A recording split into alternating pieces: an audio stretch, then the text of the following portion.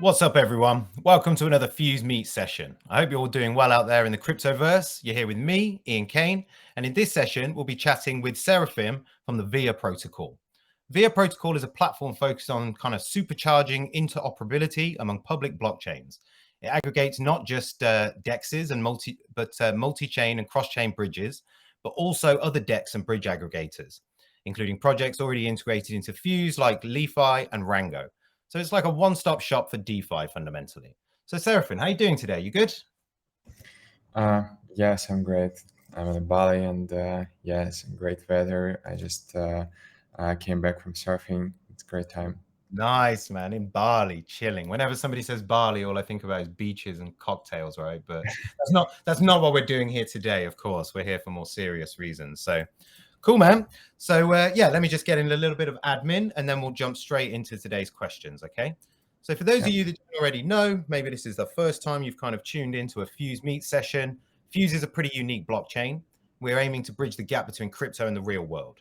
Our tech stack, alongside a new charge product, is tailored to help small, medium, and large business embrace Web3 crypto payments. Also, while reducing cost of sales, helping them to build out better customer rewards and loyalty, and all with very little knowledge of smart contracts, which is kind of what everybody needs right now.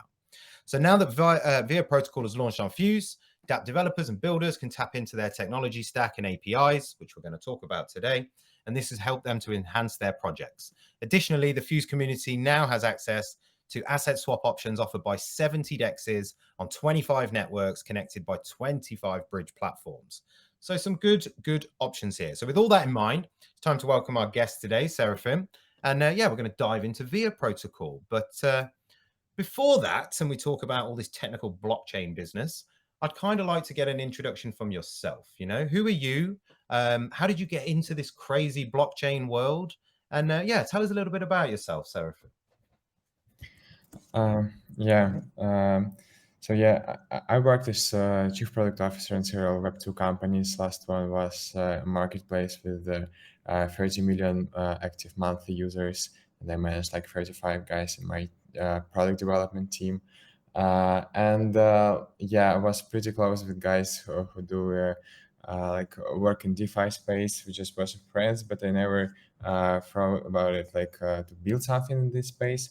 Last year I was in Bali too with my friends. They did a product house. It was like an NFT summer, and I realized that I want to build something for this space. I, with my co-founder, started to do. It was actually initially a cross-chain NFT feature, but later we pivoted to cross-chain bridges aggregator. Interesting. So was your previous work in the Web 2 space or in the Web 3 space that you were working? Is it, have you been in blockchain for a while, or was that in Web 2, your previous work? Previous work was in Web 2. Last year we did the mining pool, later, last August, 1 year ago, we firstly came to the Web 3 space. Nice. So you started as, you had the idea of doing an NFT asset bridge, right? And like a sort of aggregator for that. But any reason why you kind of decided not to go with that, or just thought, you know, the DeFi side of things is more interesting, or? Actually, we tried to solve problem that users want to buy NFT, for example, on Fuse, and most of the NFT buyers have money on Ethereum on our Binance Smart Chain, and we just it works like centralized way. We accept payments in Ethereum and minted NFT for our own liquidity on Fuse, for example. But later we had to rebalance our own liquidity to have liquidity on Fuse, and we realized that there are like big problem to bridge it like from Ethereum to Fuse, and we decided to build our own like aggregation protocol for our own purposes. But when we did it, it was like so cool that we decided to do a product for like end users, and later it started to grow really fast, and we decided to be focused on aggregation protocol. Nice. So you guys obviously made the right choice. So that's positive to hear as well. But Yeah, interesting. Not an easy thing to do to move NFT assets from one chain to another. People out there trying to nail it right now, but yeah, not an easy task. Okay, thanks, man. Like, it's really great to get an idea of who you are, where your background is, and how you've kind of entered this space. But obviously, we're here to talk about VIA protocol today. So, can you kind of outline what it's? Tell us what it is. What does it do? What's the core functions of VIA protocol? Yeah, so there are a lot of projects who do a cross-chain bridges aggregator, but they actually mostly focused on B2B market, and Hmm.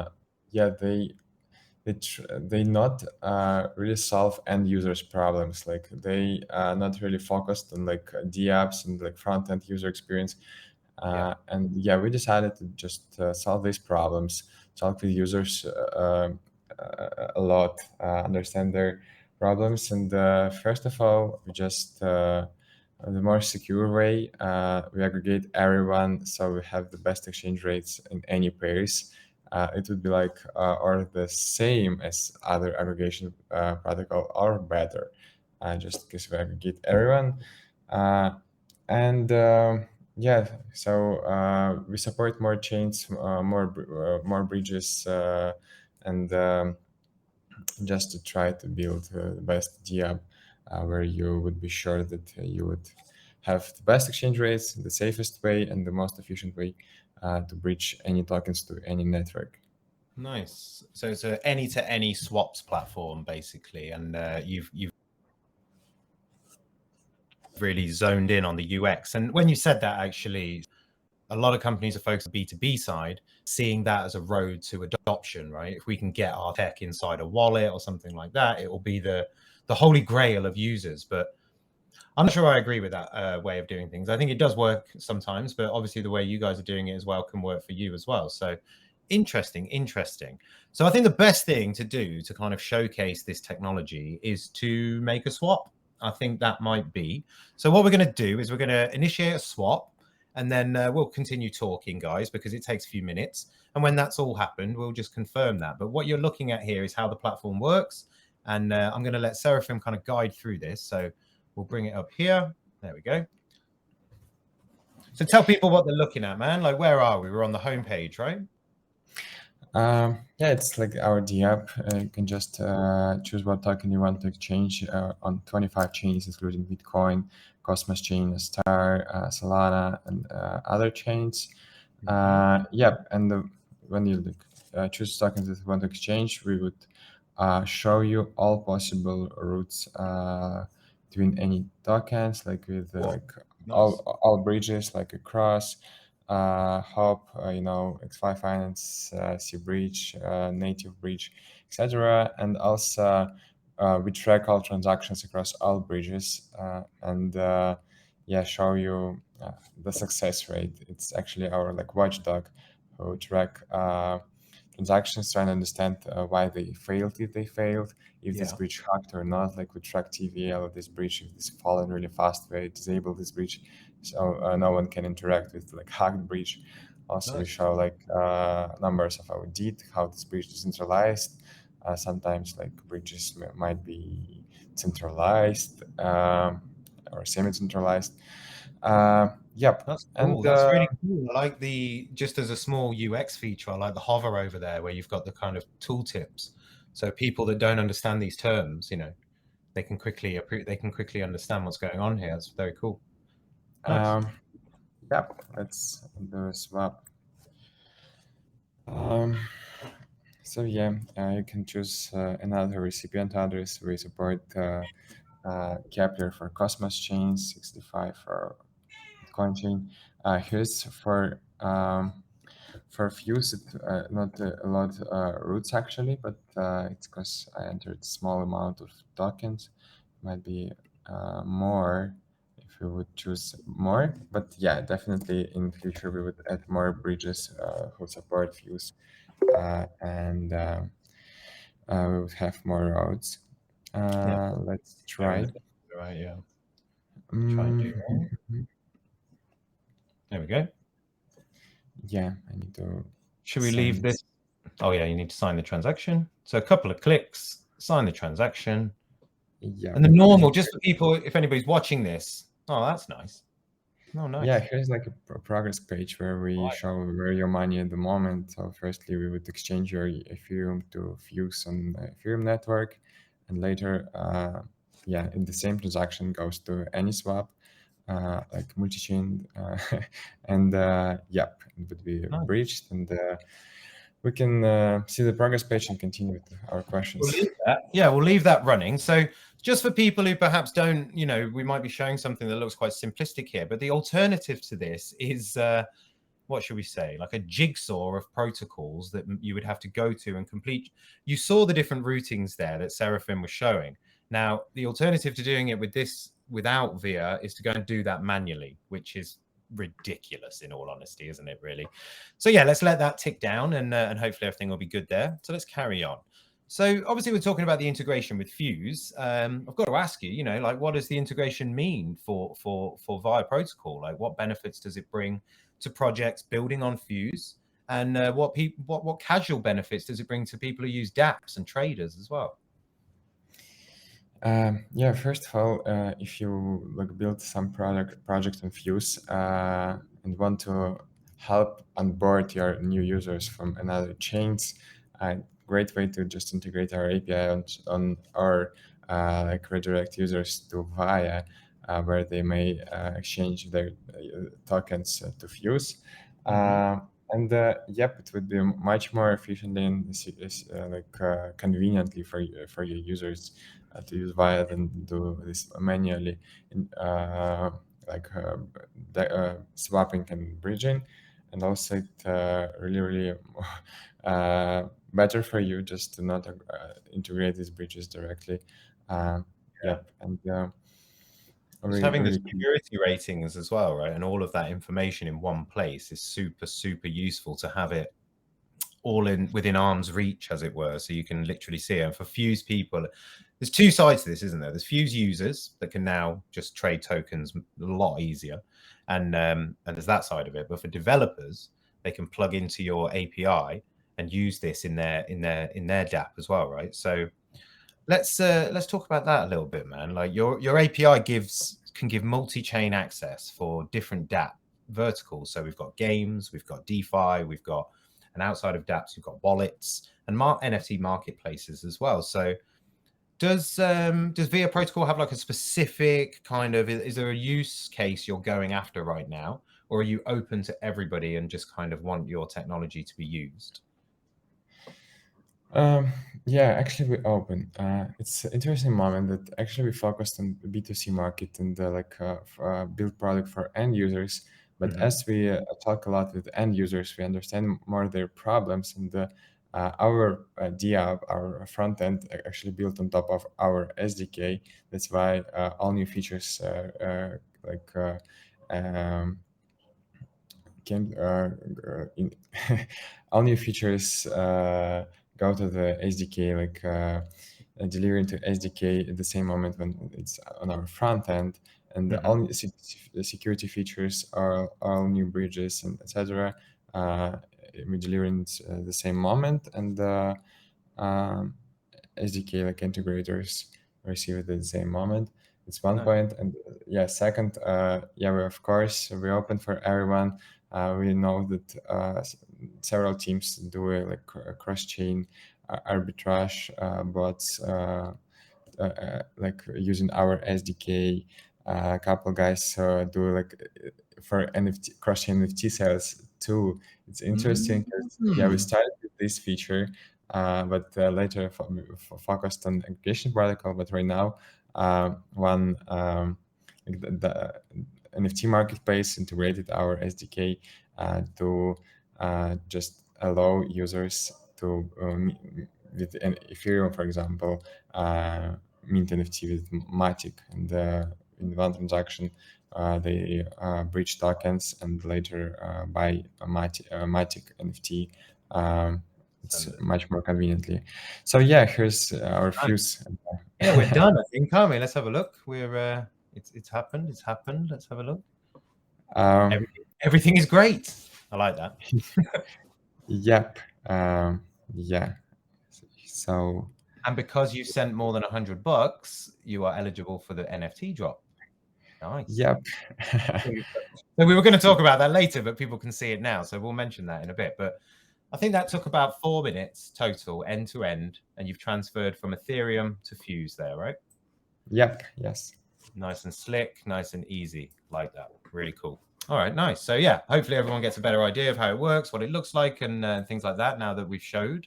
So yeah, let's go through a little bit. So cross-chain swaps are the key to everything here. But how about the wallet connections? What kind of wallet connections do you guys offer? Do you do Wallet Connect, MetaMask? How can people get involved? Yeah, when we started, we tried to integrate some ready-to-use SDKs, and who offer a lot of wallet supports.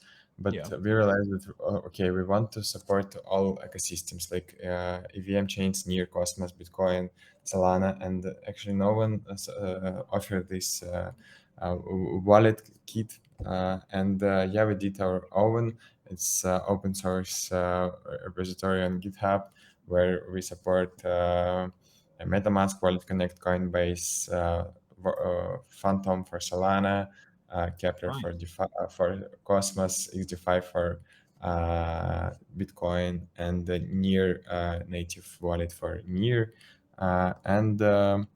Yep, user may um, use it in our DApp, and the developers might integrate it in their DApps as well. It's pretty easy to That's integrate. really cool. That's really easy then, isn't it? That's really nice. Nice. All right. So one of the things that I really noticed, and you have said that you want to focus on the B2C side of things, is that the whole, and we just saw it there in the video, everything's very slick, very nice, very sexy looking, quite easy to use. I'm guessing that's a really big focus for you guys, like making this, blockchain's not easy. And the mission of trying to make it simple is also not easy. So just tell us a little bit about that kind of mission that you guys are taking on and how you're hoping to really make a difference here and attract sort of new users, newbies, as we call them. Yeah, it started just from convenient front end, like good UI and user experience. Later, we added a lot of new ecosystems and added like opportunity to bridge directly from, for example, Solana to Cosmos. So we just show you routes with several intermediate chains, because sometimes there are no direct bridges from Solana from Cosmos, but there are like routes from to Bitcoin to Osmosis and to Cosmos. Yeah. We found in these roads, and a lot of guys executed, but we still understand that it's inconvenient, and in future no one would execute it. So right now we're building our decentralized relayers who would execute these intermediate transactions for users. And basically, every user would need just to sign the first transaction, and any routes would be open for him. Yep, we will execute these intermediate transactions with our decentralized relayers. Yep, and even like 2-3 hubs, it would be on background, and the end users might not even understand what bridges would be executed. Yeah, that's the problem, right? It's complicated. And I think if you presented someone who didn't really truly understand crypto very well, the idea of having to use multiple bridges and no, you're not going to do it. You're just going to get too scared. Like, even for people like us, Serafim, I do sometimes think that, I have friends that call me and they're like, Ian, I need to transfer some funds. Can you just stay on the phone? And I'm like, but I can't help you. You know that, right? I can just say yes. I can just say yes or no when you tell me what you're going to do. But people still need that kind of hand holding, right? And I think, yeah. But how's it going? Like, in terms of users, in terms of trading volume, like, are you managing to attract users in and retain them? Do they find the service like easy to use and useful? Yep. So this month we have 50 million transaction volume, and it's actually growing x2 every month. Last month it was $18 million transaction volume. It's around 20,000 users and like 40,000 transactions. Pretty good. Yes. Yeah, we attract new users from Twitter and like a lot of other bloggers. We use like a referral program Yeah, where bloggers might attach our link to us and their referral link, and yeah. we pay for every new users who comes from their link. And as we offer the great solution, we have a great a big retention rate. That's why we know. That's the most important thing, right? The retention. So bringing them in is good in the first place, but are you finding that you have a strong retention, that people like what they find there? They're like, oh, this is cool, I'm going to use this again. Yep, it's was our main focus at the start, and still uh, we're trying to increase this metric.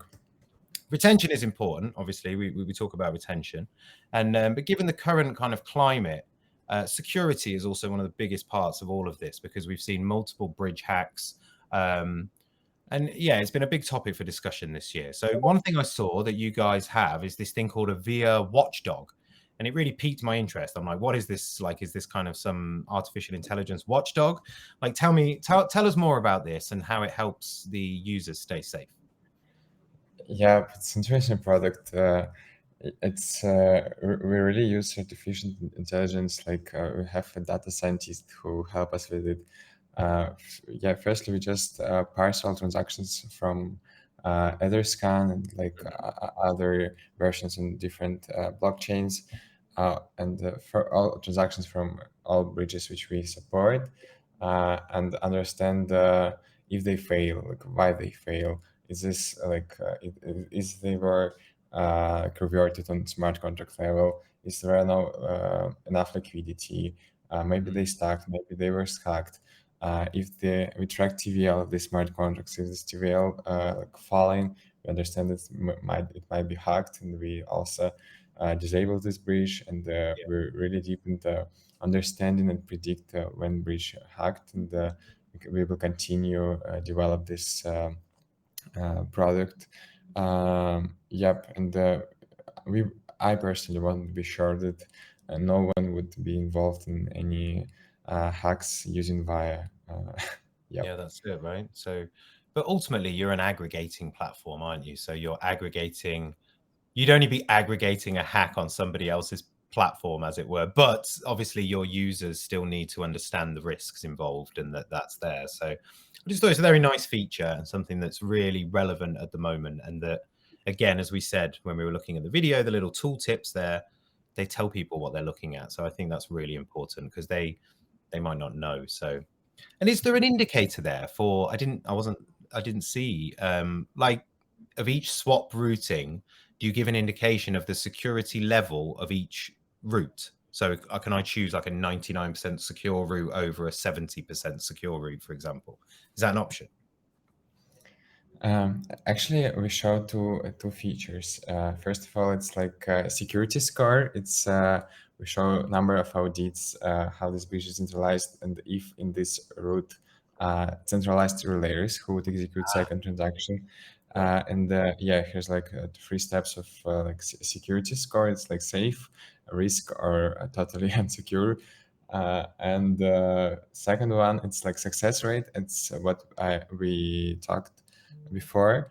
It's our watchdog, and we show the success rate of all transactions. And if these 2 transactions was failed from last 10 transactions, and we understood it's like bad fail, for Yeah. example, like reverted on smart contract layer, we disable this bridge, and users just can't interact with it.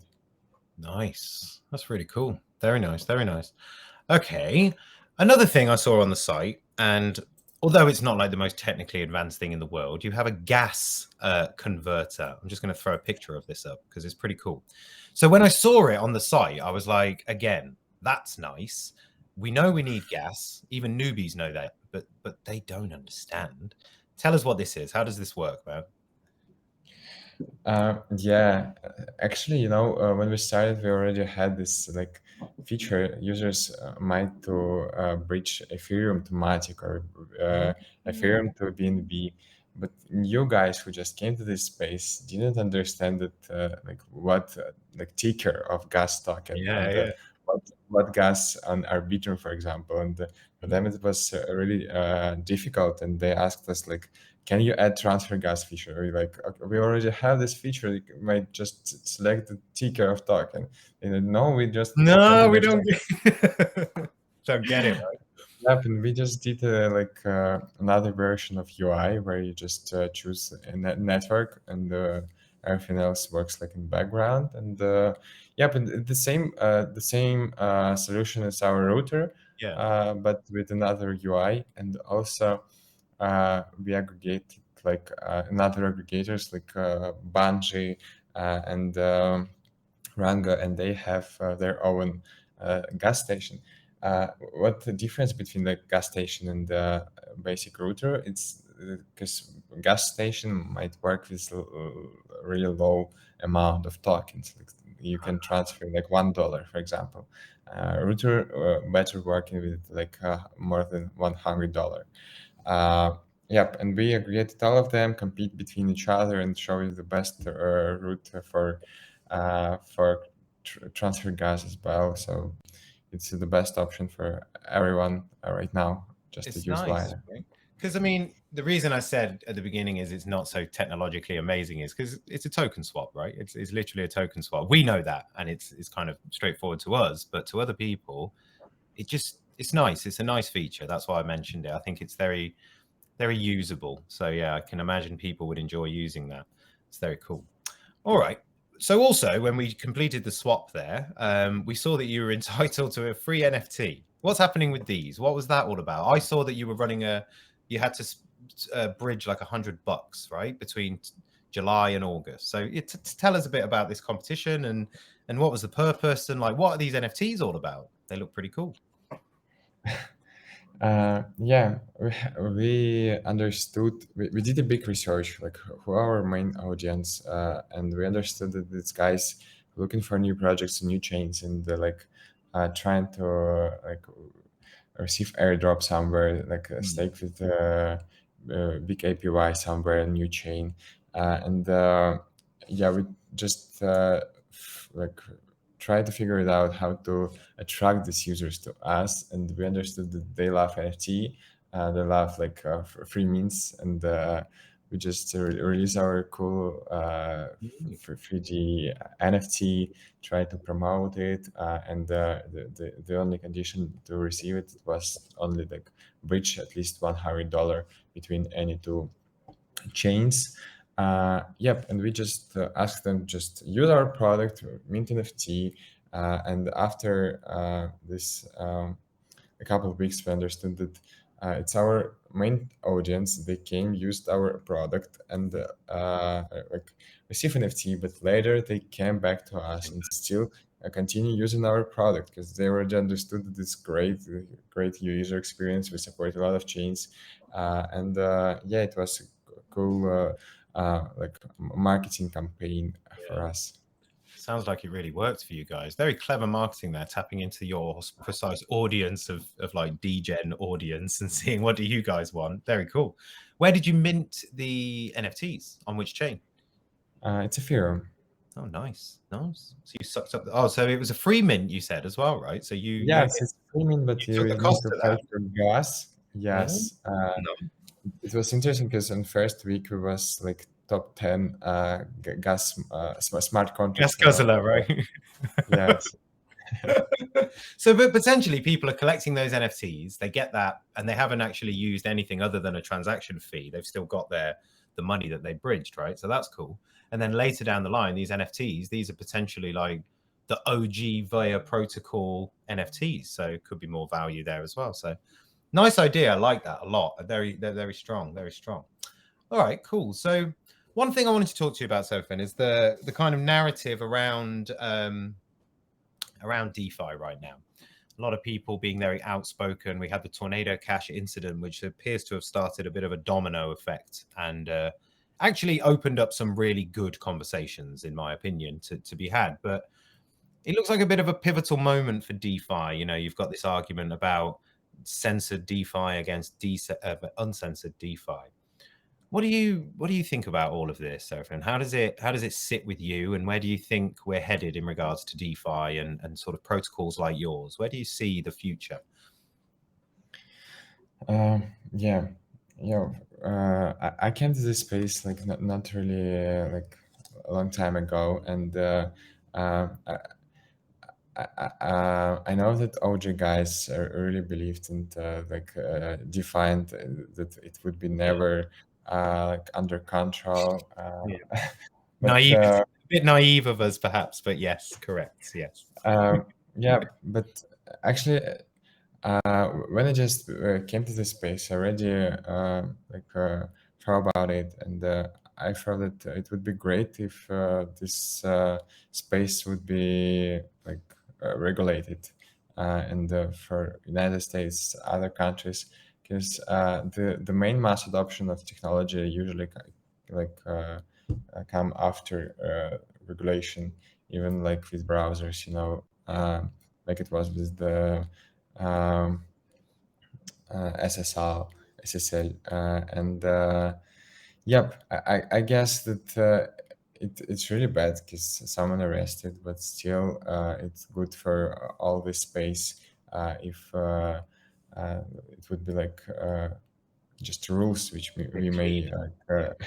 yeah, clear rules which we would know about, and It yeah, would make just your lives easier as protocol developers to have more clear structure, wouldn't it? Maybe as a trader, if we think of you as the builder and me as the trader, for me as a trader, I'm like, I don't want the rules, I don't want the regulations. But for you to offer me the services I want, we need rules and regulations, right? So it's kind of it would be much safer space, and mm, less money laundering, less hacks, and I guess everything about like good future for us. yeah. No, I agree, man. I agree. Like as I say, I think while these things are negative and pretty horrible, they are bringing conversations to the front that needed to be had probably 5 years ago and have been avoided for quite some time, I think. So, but yeah, I think it's important for you guys to have clarity, right? It's very difficult to run an organization or any sort of company with no clarity around what you're trying to do. All this could just be thrown down the toilet if they decide to make a huge change, which I guess is what people are worried about as well, right? But with that in mind, that lovely positivity around the future, what's the big picture for Via Protocol? Like, where do you see yourselves in a couple of years? Are you going to be a consumer-facing DApp, completely focused on B2C, or do you think perhaps you'll put energy into chasing the B2B deals, getting your wallet integrated into marketplaces, things like that? What's the sort of short-term and long-term vision for you guys? Um, yeah, it's really difficult to predict because I'm not sure whether the mass adoption would come to us.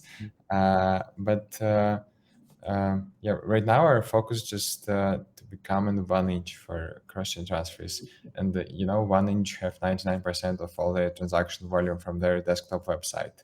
They Yep. have an wallet, their own wallet. They integrated in all wallets in the market. But Mhm. still, most of the users use their website, and we want to be like the same website where everyone would understand that it's the best place where I can cross-chain tokens, and you would be just in bookmarks. Nice. Uh, and yeah,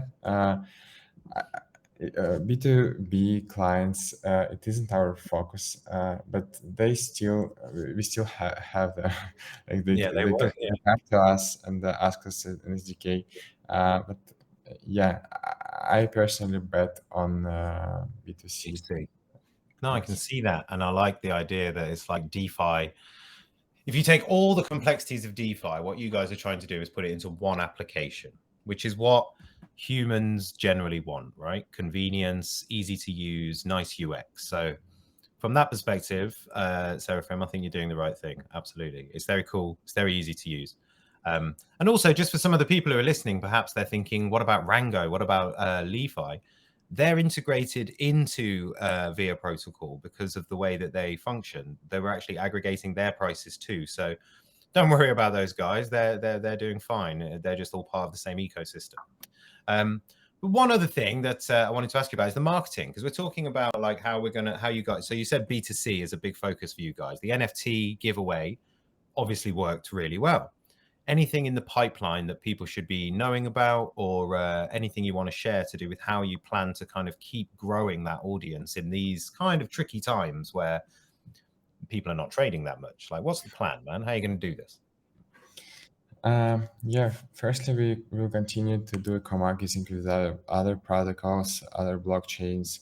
There are a couple new blockchains that would be released soon, like ZK Sync, and, a couple other projects. And yeah, we just want to be first in these projects. And I know that a lot of guys would come to these blockchains trying to build new IMM, new ledging protocols, and they still would need to onboard users from Ethereum and the other blockchains. Yeah, we would help them with it. And also, yeah, we would do affiliate marketing campaign where it's the same like across half, like on each half. You Yeah. just can get your referral link and attract to us new users via your Twitter blog, like Substack or YouTube, and receive a passive income just for new users. You might promote some new project and Optimism, for example, just attach a link to Vi and like offer your users to your followers to bridge a token to Optimism using Via because it's the most efficient and secure way. Yep, and we would pay you for every new user who come to us via using your referral link. That ref, yeah. Yep, it's second one, and interesting moment because we also have like user-generated content. When users do a cross-chain transfer on the success page, they have a share link button, and when they push this button, we render our page like a picture and attach it to your Twitter post, and on this Nice. picture we show what you like breached, how much time you spent, what breach you used, and how much money you saved. Like Smart. Like that. compared to like use directly some breach.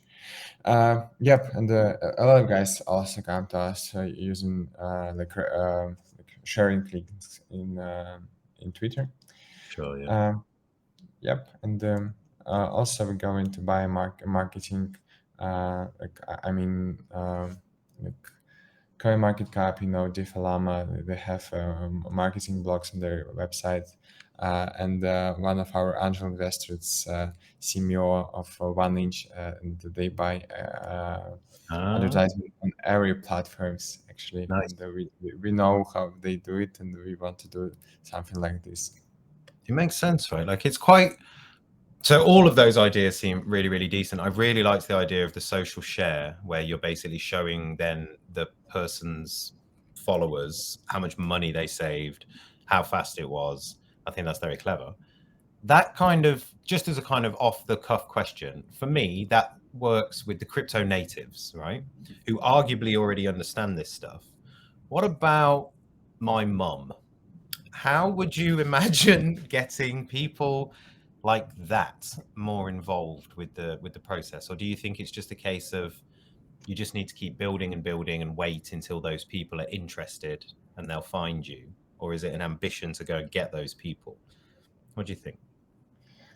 Actually, my father also used the DeFi, and he looking for new projects where he might like stake a stable coin to earn. Oh, so yield. he's into it, right? Yeah, but he used some aggregators like Plasma Finance, Zero, and these guys who just a board, who show you all opportunities to Yeah, stake. that's kind of. Yeah, So and he's like one. right now it isn't rocket science for them because we just need to show them how to create the MetaMask, how to add new chains because it's difficult, and some new one project where they might track all liquidity pools and APYs, and that's all.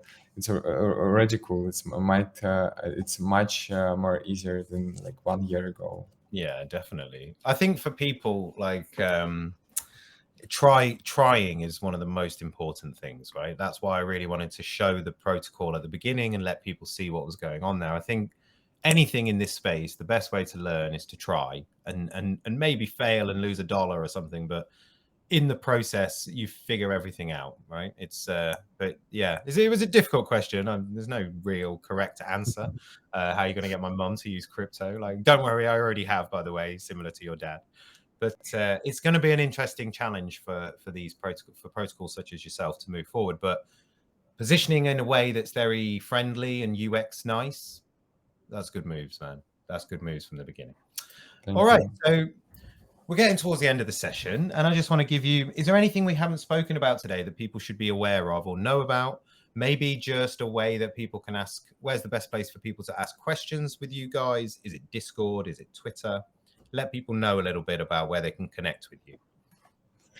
Yeah, we try to answer on all questions on Twitter where like users tag us, but yeah, still have support in all community in our Discord server. So just join it. We have a great community from different countries. We have a great community from like China, Vietnam, Poland, Thailand. So yeah, just come to our server and let's get keep in touch. involved, right?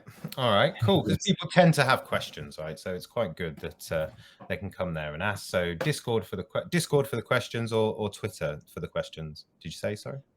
Discord you have? No? It doesn't matter. Discord, Twitter, we will answer you everywhere. Sweet. Okay, cool. All right, I just want to thank Serafim for being on the show today. One of the reasons that we do these shows is to kind of, it's very easy to see VIA protocol integrates with Fuse network on a piece of paper and go, "Ooh, that's exciting." But it's actually more interesting to speak to the person who's running the protocol, in my opinion, and get a better vision of what it is they're trying to do, what they did in the past, you know, who the human beings are, not just the words. So yeah, I really want to thank you today for coming along. I'm very jealous that you're chilling in Bali, but you know, that's how it goes, right? So thank you, Serafim. Is there anything, any final shouts you want to give? Maybe just say thank you to the listeners today. Yeah, thank you. Yeah, try out our product, and I'm sure that you would love it, and you would add it to your bookmarks. That's it. That's the end goal, right? Get it on the bookmarks. But as we said, if people try it, I think they're going to like it. I don't think they're going to not like it. So let's, yeah, that's what this is for, right?